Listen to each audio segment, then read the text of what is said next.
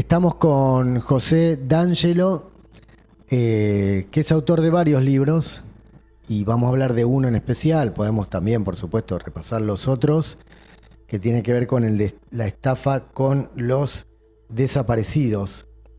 Lo llamamos a raíz de una presentación que hubo en el Congreso y queremos saber qué pasó y también que nos vuelva a contar, porque hubo alguna polémica en mis redes respecto a este libro, que ahora cuando hable con él se lo voy a contar. Así que, muy gentilmente, y una vez más estamos con José D'Angelo. Buen día, ¿cómo ¿Qué va? tal, Alejandro? Buenos días. Muy bien, Buenos días. buen día. Muchas gracias por el llamado. Un saludo cordial a tu audiencia. Gracias, muchas gracias. Bueno, una vez más estamos, te cuento que en una de mis redes, en Facebook, yo puse, creo que puse en la tapa del libro y algo más. Y resulta que empezaron a atacar o a protestar algunos que decían con los muertos Ajá. no se jode, esto fue un genocidio. Y yo le preguntaba, pero bueno, decepcionante lo tuyo. Eh, ¿Vos leíste el libro? ¿Leyeron el libro? ¿De qué trata? No. ¿Y entonces qué saben? Porque ya ven estafa con los desaparecidos y se piensan que, no sé, se va a hablar de la cifra que es necesario hablar, pero ni tienen ni idea de la magnitud de lo que vos investigaste y denunciaste, José. Por eso, si querés presentarte y contar de qué va el libro, sería lo primero que estaría muy bueno. Bueno, yo creo que los simpatizantes de la izquierda revolucionaria de los 70, sus, eh, sus seguidores, los que hacen en panegíricos, inclusive los familiares de las víctimas de la violencia estatal, debieran estar muy contentos con mi investigación por dos motivos. Ujú. En primer lugar, porque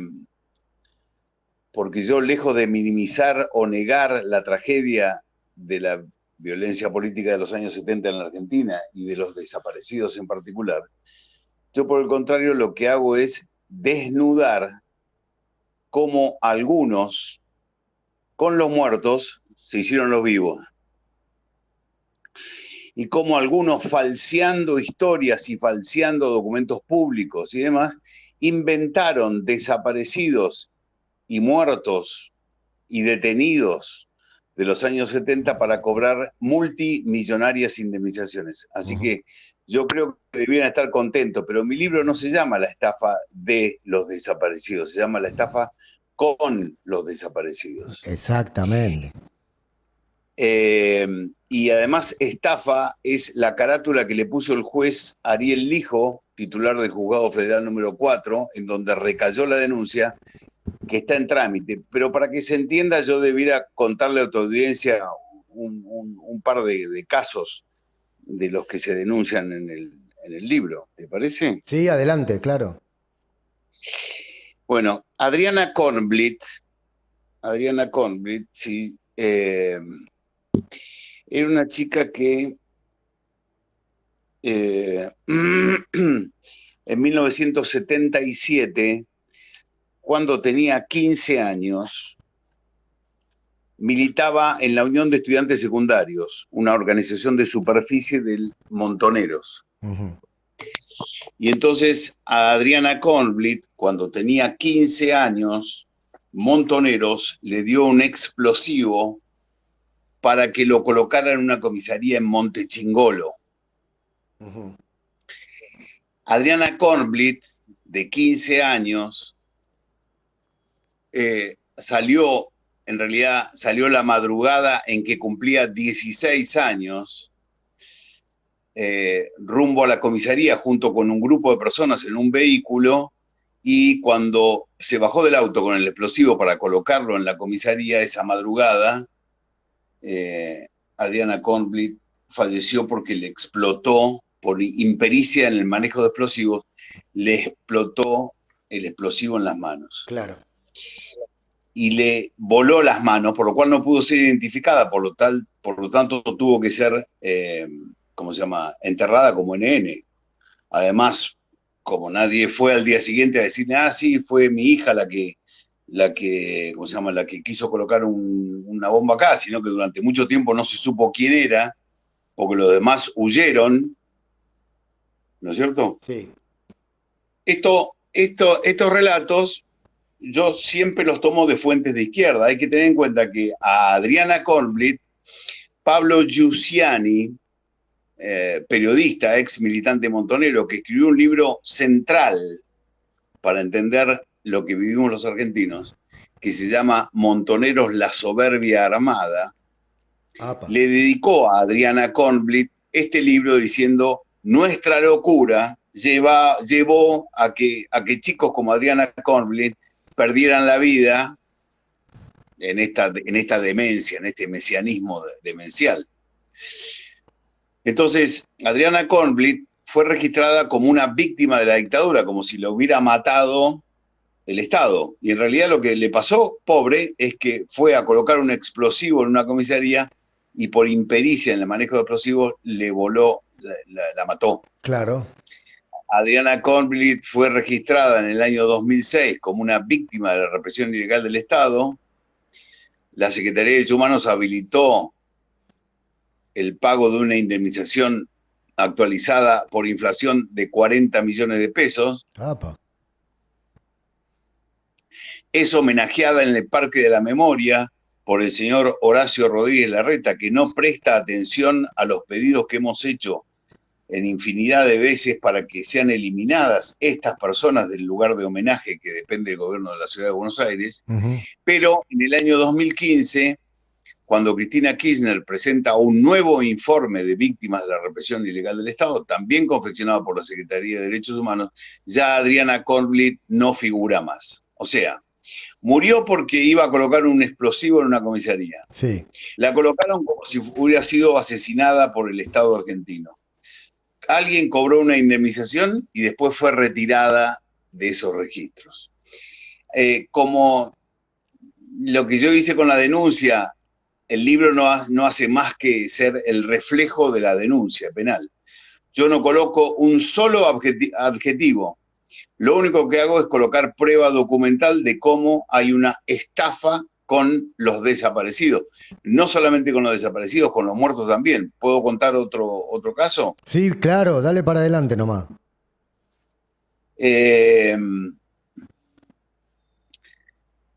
Oscar Garavaglia. Oscar Garavaglia era un chico de 19 años que junto con unos amigos, 4 amigos más, se fueron en enero de 1979 a una semana de camping en la zona del Nihuil, del embalse del río Atuel. Él era originario de San Rafael, Mendoza, y se fueron más al sur, al Nihuil, a pasar una semana de camping. A la semana volvieron todos menos Oscar.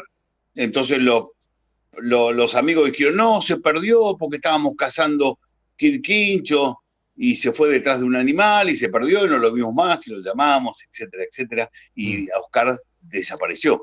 Sí. Entonces se inició una búsqueda que duró un mes. Todo San Rafael a buscar a Oscar Garavaglia, en el lugar donde decían los amigos que se había perdido, que es imposible que se pierdan. Yo me metí en Google Earth, en el lugar exacto, te diría en la zona exacta donde dicen los amigos que se perdió Oscar Garavaglia, y es una cancha de golf. O sea, es imposible. No hay un solo arbusto en kilómetros a la redonda. Es imposible que alguien se pierda en ese lugar. La cuestión es que la familia empezó a sospechar claramente de los 4 amigos que estuvieron con él, así que les inició una causa penal. Esa causa penal en la justicia de San Rafael duró 30 años, pasaron 5 jueces. Su atención estaba puesta en los 4 amigos que habían estado con Oscar hasta el último momento.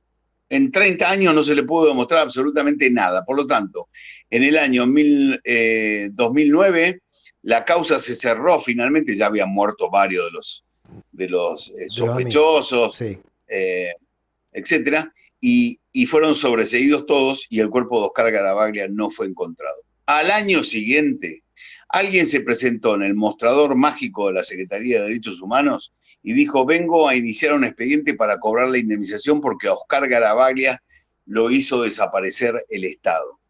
Y poquito tiempo después la Secretaría de Derechos Humanos dijo que sí, que Oscar Garavaglia lo había hecho desaparecer el Estado, lo incluyó en los listados oficiales, se pagó una indemnización multimillonaria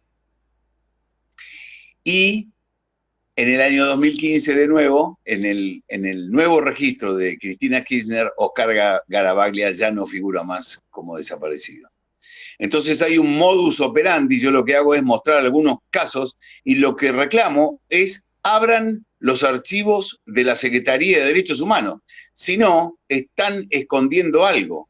Necesitamos transparencia y rendición de cuentas en estos temas.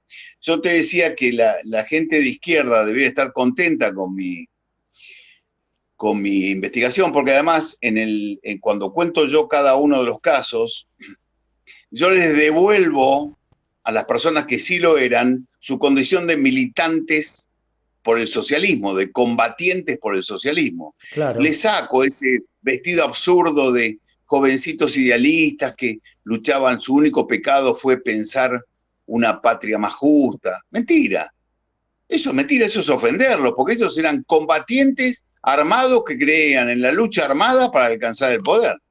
Y así atacaron gobiernos constitucionales como el gobierno de Isabel Perón. Sí. Si uno se mete, Alejandro, en el sitio www.eltopoblindado.com, va a poder encontrar, si sabe buscar, todas las revistas Evita Montonera y Estrella Roja, de Montoneros y de Lerp, respectivamente, digitalizadas. Y yo les invito, por ejemplo, a que agarren la revista número 4 de Evita Montonera, que es de abril de 1975. Estoy anotando. Abril de 1975. Sí. En la contratapa de esa revista, de ese ejemplar, dice: campaña militar de Montoneros. Ejecuciones 17, ametrallamientos 34, detenciones 5, caños y voladuras 20, recuperación de armamento 20, bla, bla, bla, copamiento, etc. Bajas del enemigo, 31 muertos. ¿Saben qué es eso? Eso es, porque ellos lo publicaban y además describían adentro de la revista, día por día, hecho por hecho, lo que hacían en los hechos de violencia política que llevaban adelante. ¿Saben qué es eso? Es balita, balita, balita para todos, que escuchamos hace poco tiempo en Rosario. Exactamente. Eso es terror, eso es terrorismo. Y es un terrorismo preestatal. Así que hay un terrorismo de Estado, bueno, también había un terrorismo preestatal, porque este terror era utilizado para alcanzar el poder. Entonces, ha habido en la Argentina una manipulación brutal, Alejandro, de los hechos del pasado reciente. Nos han levantado un monumento enorme, asentado sobre un pantano que es la memoria. Nosotros somos seguidores de la historia, de los hechos históricos, no de la memoria manipulada. Porque, por ejemplo, sí, ¿qué puede haber pasado en la Argentina para que estos jóvenes idealistas que hoy son presentados como arquetipo de la sociedad, antes habían sido definidos por el general Juan Domingo Perón, que se supone que es el líder espiritual del movimiento que nos gobierna? Sí. Habían sido definidos los del ERP, los del Ejército Revolucionario del Pueblo, como un reducido número de psicópatas a los que hay que exterminar uno a uno para el bien de la República, porque se oponen a las grandes mayorías nacionales y ya cuentan con el repudio unánime de la ciudadanía. O si no, de Montoneros, cuando los echó de la Plaza de Mayo, que les dijo: vendrán para el pueblo de la nación argentina tiempos de liberación, no solamente del colonialismo que azota a la República hace tantos años, sino también de estos infiltrados que traidoramente desde adentro del movimiento le hacen más daño que los que trabajan desde afuera, sin contar que la mayoría de ellos son mercenarios al servicio del dinero extranjero. Entonces, ¿qué ha pasado en la Argentina? ¿En qué momento se perdió la historia y empezó la memoria, el relato, la manipulación de los datos, etcétera? Hay que volver a la verdad histórica, Alejandro, tenemos que volver a la verdad histórica. Y esto al kirchnerismo no se le puede explicar, porque ellos son esto, ellos son mentiras y millones. Estos son mentiras y millones, como es el subtítulo, como es la bajada de mi libro, el subtítulo de mi libro. Mentiras y millones. Yo le hablo a la clase política que va a venir a buscar nuestro voto y le digo, terminen este contrato espurio, leonino y trucho en donde la izquierda revolucionaria que quiso asaltar el poder en la Argentina en los 70, sí, nos enseña ahora qué son los derechos humanos y qué es la democracia. Terminen con esta falacia, hay que sacarle los derechos humanos a la izquierda revolucionaria. El titular de los derechos humanos hoy en la Argentina está allí porque es el hijo de dos montoneros, los dos montoneros que planificaron el ataque al regimiento de Formosa, al regimiento de Formosa en 1975 en el gobierno de Isabel Perón. Los atacantes al cuartel en democracia están indemnizados y los defensores del cuartel en democracia no están indemnizados pese a que hay una ley vigente que ordena indemnizar. Entonces basta ya, saquémosle a la izquierda los derechos humanos, porque esto es lo que incide absolutamente en la vida de los argentinos hoy. Esto es el garantismo. Esto es los derechos humanos para los delincuentes y para los terroristas, y no para el hombre común argentino, el hombre honesto y trabajador.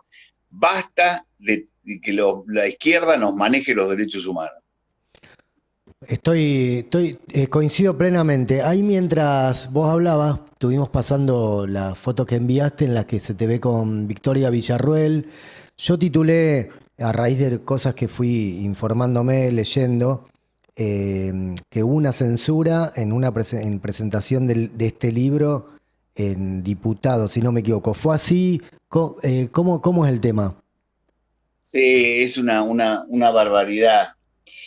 Es una barbaridad, Alejandro. Es un hecho más impúdico, obsceno del kirchnerismo, que prohíbe la presentación de un libro en la biblioteca del Congreso Nacional, que se supone que es la casa donde se escuchan todas las voces. Uh-huh. Bueno, la señora presidente de la Cámara de Diputados, la señora Cecilia Moró, prohibió la presentación de mi libro, que iba a ser además un diputado, que además había solicitado autorización, estaba todo autorizado, etcétera, pero la señora lo prohibió. Bueno, pero pero José, ¿cómo hacen para prohibir algo así? ¿Con qué autoridad? ¿Cómo se hace eso? El Congreso se iba a presentar que el acto se suspendía. Y listo, los empleados cumplen las órdenes.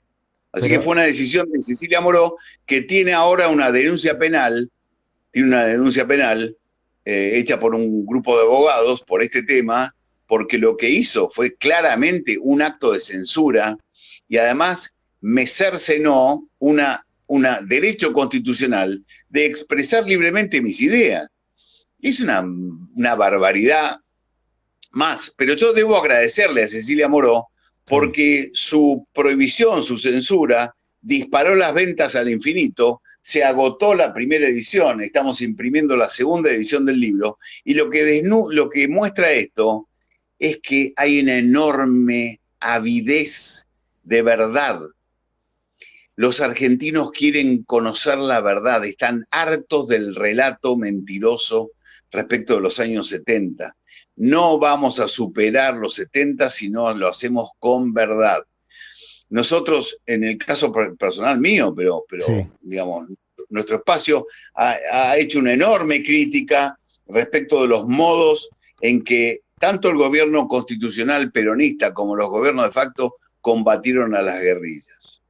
Pero los errores u horrores que hubieran cometido tanto el peronismo, insisto, como los mandos militares para combatir a los terroristas, no convierten a los terroristas en abanderados de la democracia y de los derechos humanos. Claro. Hay que quitarles el capital simbólico y el capital real, financiero, que significa manejar los derechos humanos para los argentinos. No pueden los que hacían una campaña militar contra el gobierno de Isabel Perón, no pueden decirnos lo que es vivir en democracia.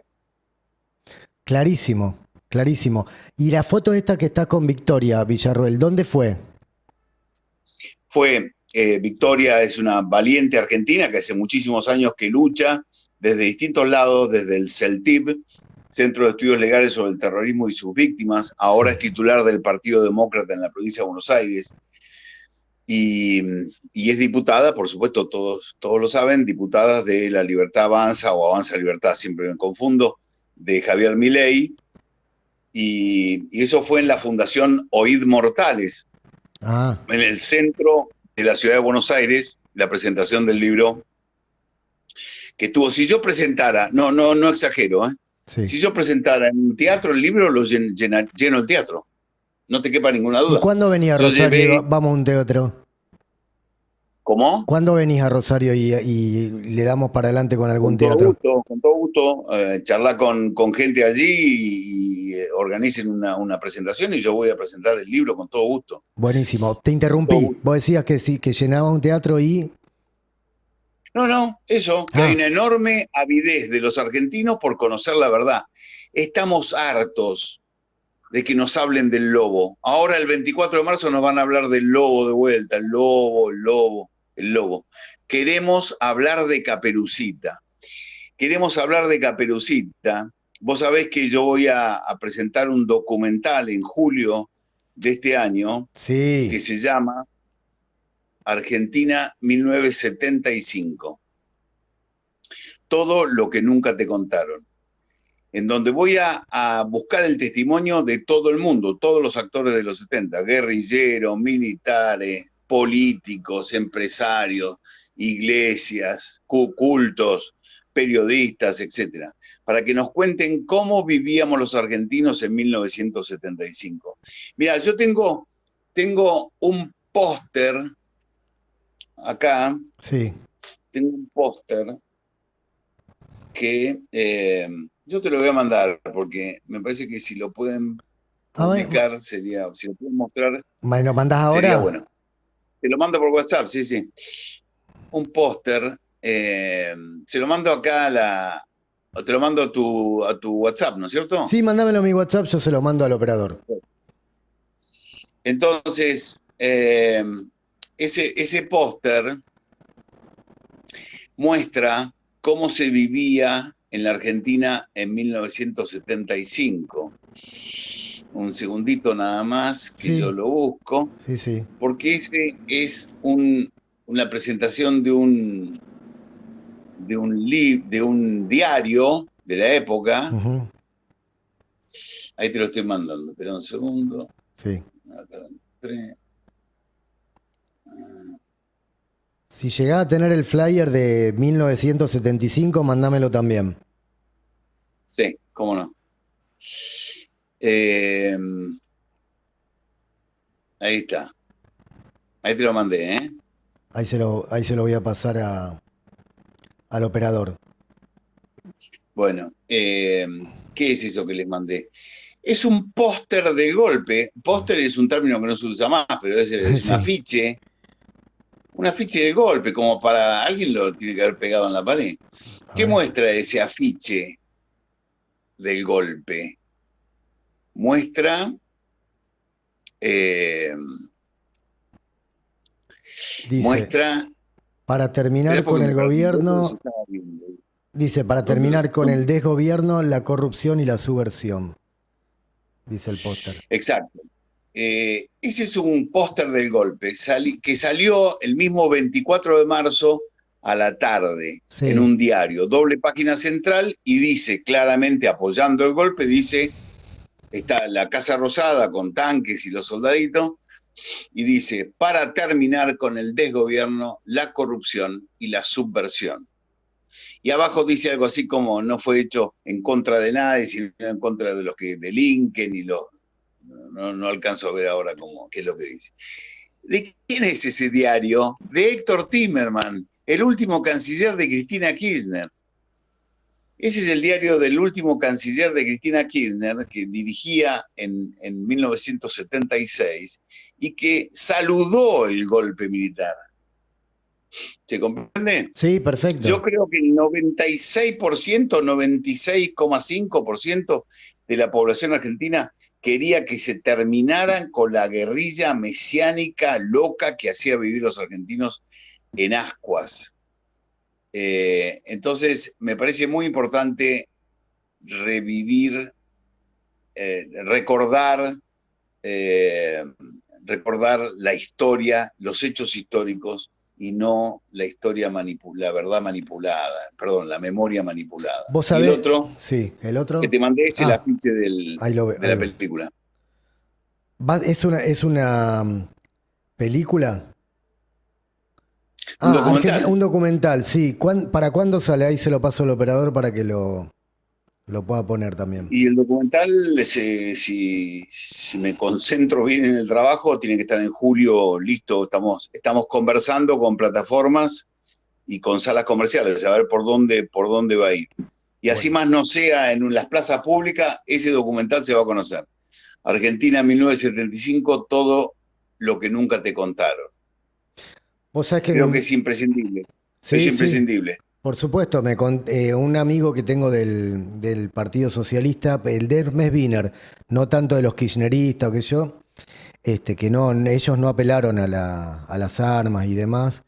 Me invitó para un debate que va a haber. Sí, había una izquierda que repudiaba, una izquierda que se opuso a la lucha armada. Claro. Una izquierda, llamémosla democrática, Sí. Entonces me invitaron, después te voy a pasar cuando cortemos el flyer, para un debate sobre la de 1985. Estaría bueno dar el debate sobre con este documental. Claro, yo lo primero, Ale, lo primero que le diría, Sí. es que cuando Darín /Estracera hace el alegato en la película, incluye la palabra genocidio. Y si uno se va a YouTube y pone alegato fiscal Estracera y ve escucha el alegato de 8 minutos real de Estracera en el juicio, en ningún momento incluye la palabra genocidio. Con lo cual ya arrancamos con el acoplado de costado. Ya arrancamos con el acoplado salido del lugar. Sí, por supuesto. Por supuesto. Entonces hay una manipulación ahí, Pero yo repito, la película no es para demostrar que el lobo era bueno. No, lejos está de mí meterme con ese tema. La película se llama 1975. Sí. O sea que va a contar cómo vivíamos los argentinos hasta 1975. Está bárbaro. No, a mí me parece bárbaro.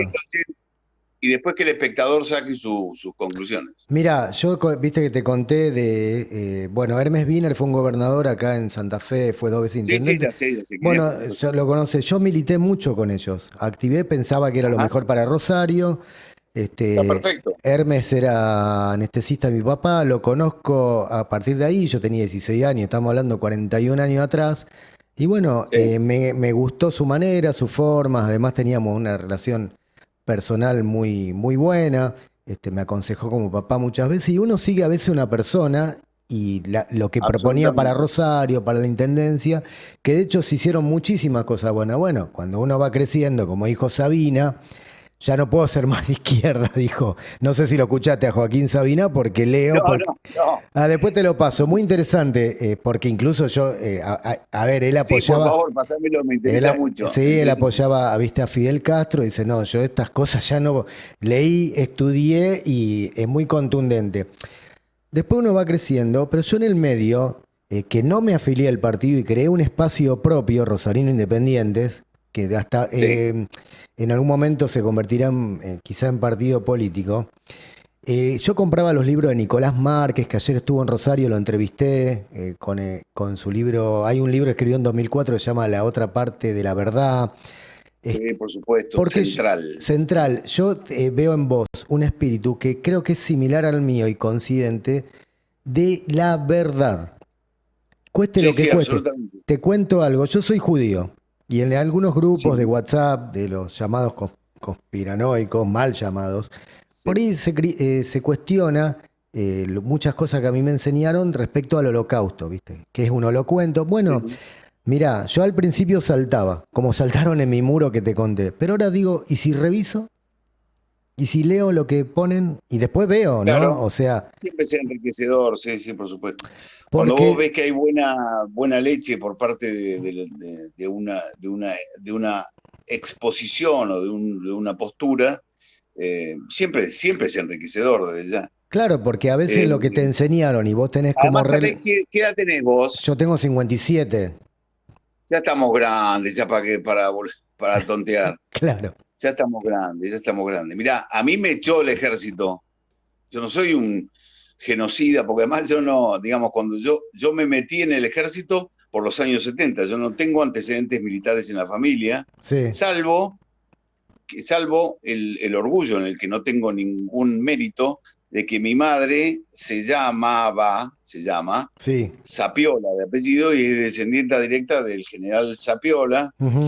Allá se cumplió el aniversario del Regimiento de Granaderos a Caballo y Sapiola fue el jefe de granaderos en el cruce de los Andes, en Chacabuco y en Maipú.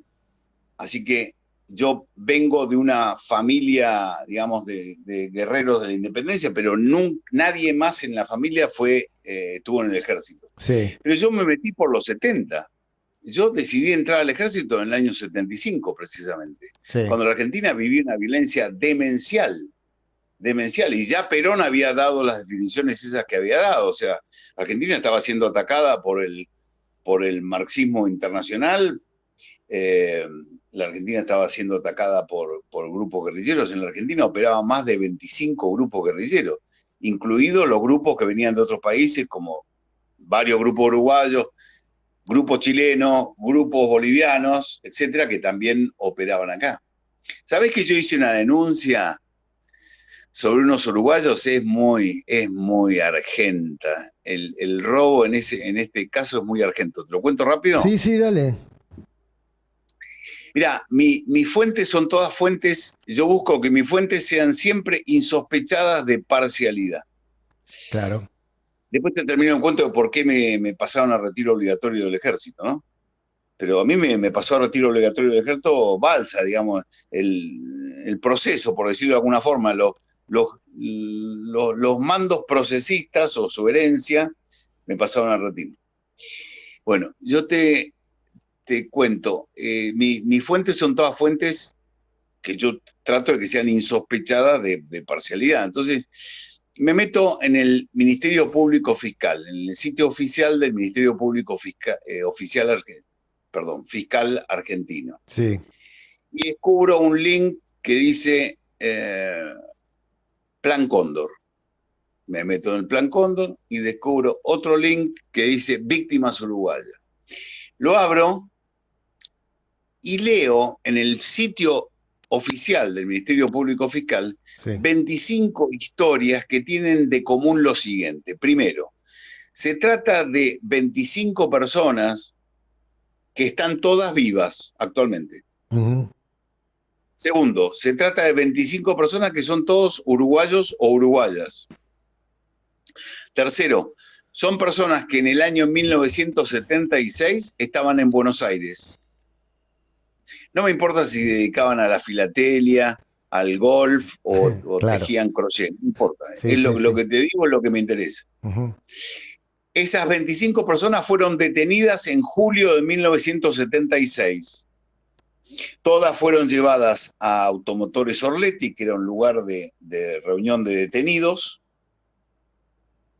A Sí. todas aparentemente se las golpeó, se las torturó, etcétera, etcétera. Todas fueron subidas a un avión y fueron trasladadas al Uruguay y entregadas a las autoridades uruguayas. Y todas cumplieron en el Uruguay, por imposición de la justicia uruguaya, distintas penas en distintos penales. Todo eso está detallado en el informe que hace el Ministerio Público Fiscal. Entonces, cuando yo me voy a fijar a mis registros respecto de los pagos de indemnizaciones por por haber estado detenidos, que es la ley 24043, que ordena pagar una indemnización que es la 30ª parte del sueldo más alto de la Administración Pública Nacional, calcularle hoy unos 8.000, 9.000 pesos, la 30ª parte, multiplicado por la cantidad de días que hubieran estado presos. ¿Se entiende? Sí, se entiende. Entonces yo me voy a fijar y digo, bueno, a Cachita Gómez, uruguaya, que estuvo detenida, etcétera, etcétera, estuvo acá, a ver cuánto tiempo estuvo. El Ministerio Público Fiscal me dice que estuvo detenida en la Argentina 10 días, después fue trasladada al Uruguay, donde estuvo 3 años preso. ¿Qué crees vos que puede haber pasado? Contanos. Le pagaron la indemnización Sí. completa de todos los años que estuvo preso en el Uruguay. Terrible.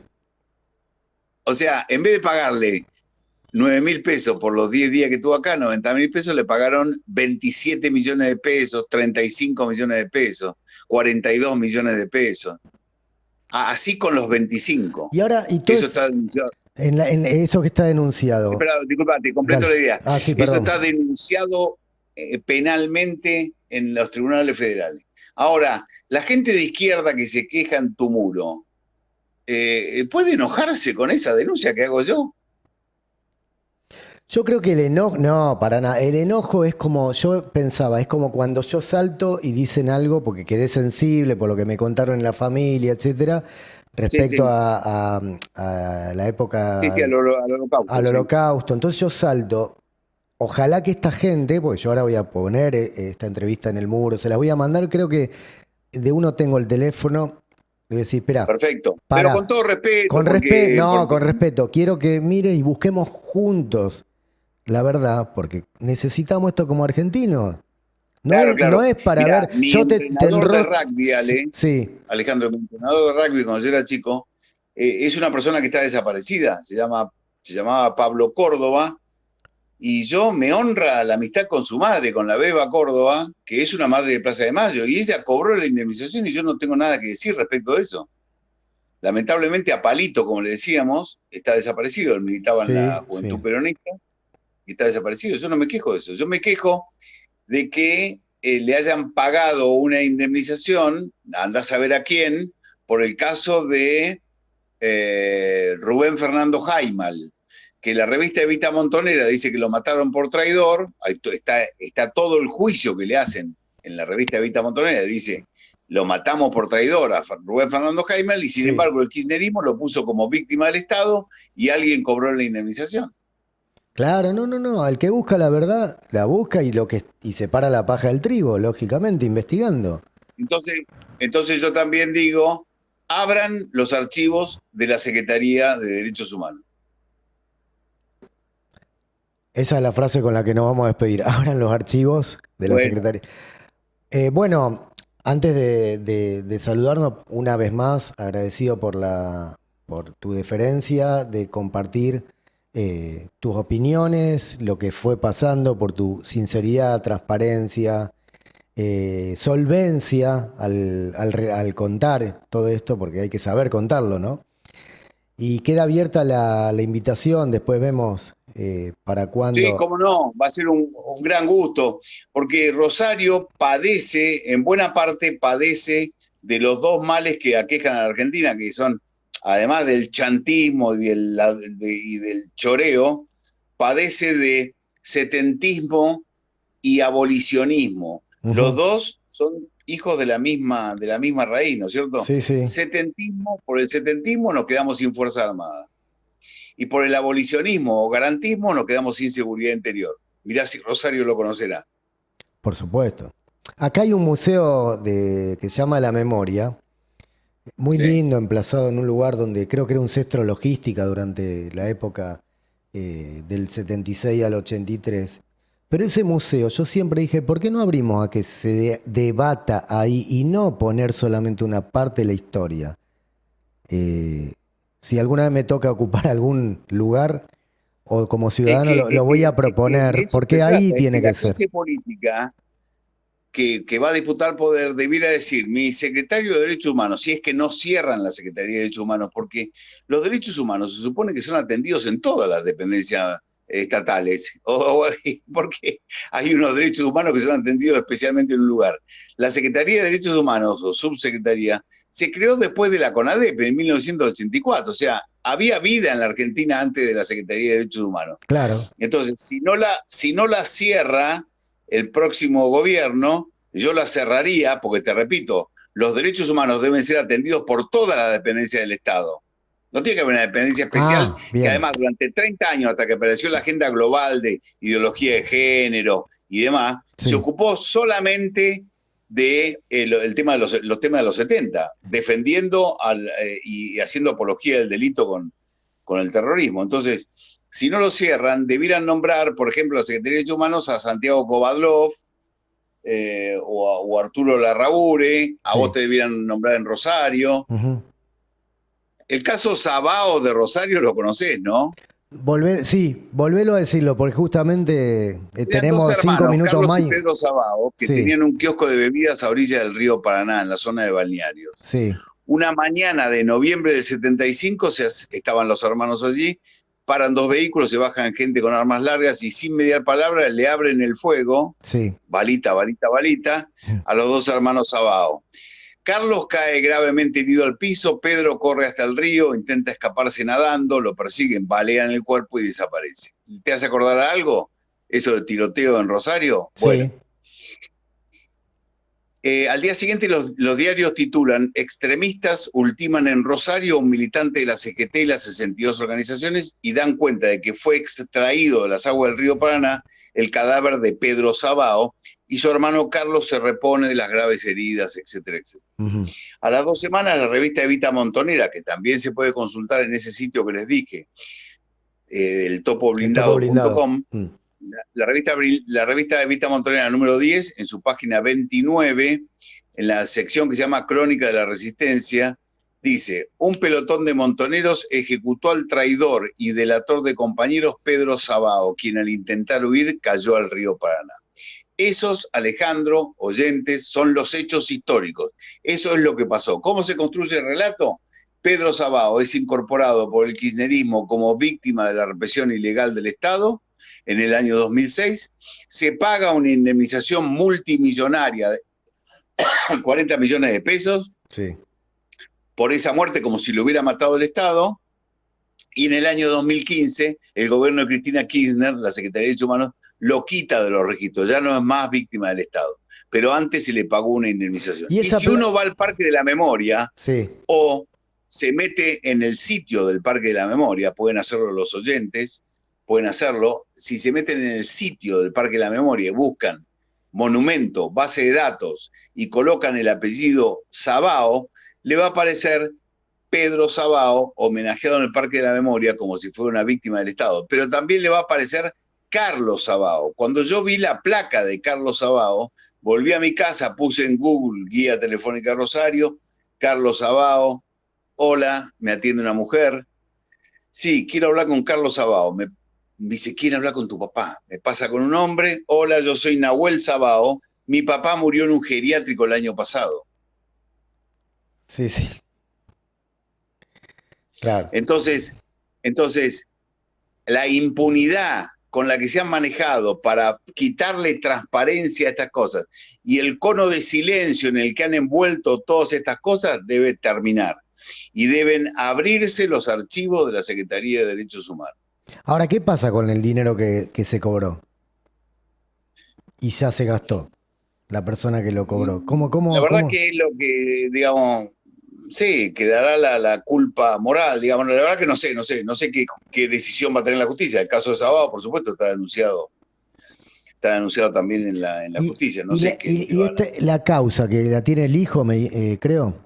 La tiene el juez Lico. ¿Avanza? ¿Cómo es?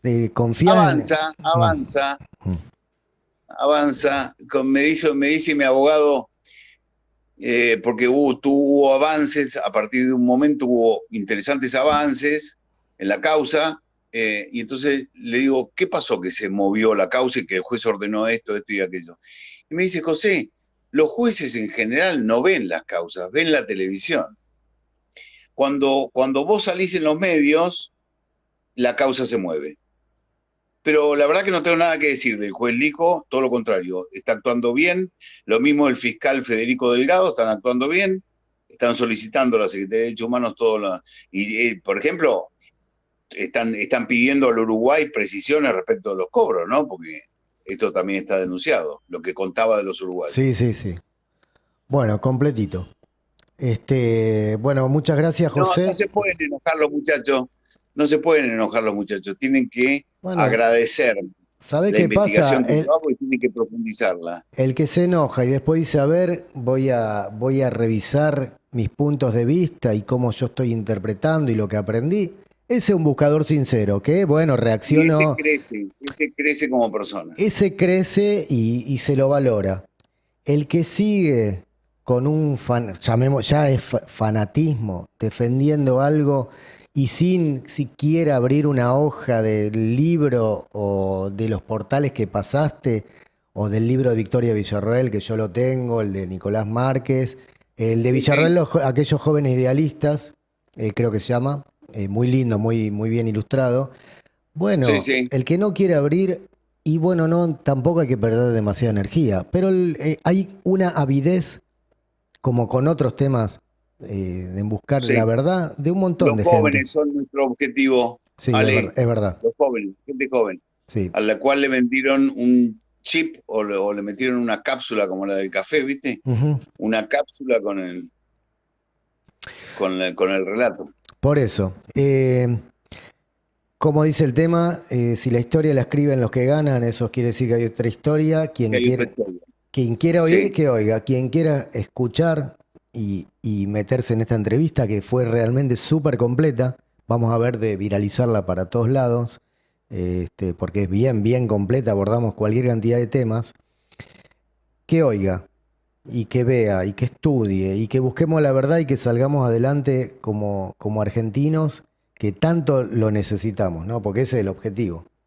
Así que, sí, no puede ser que nosotros sigamos enredados en un conflicto de hace 40 años, cuando alguien está interesado en seguir enredados en este conflicto, porque hay países que han tenido conflictos infinitamente más severos que el nuestro, y con dirigencias sabias y prudentes han sabido salir del conflicto y no ahondar el conflicto.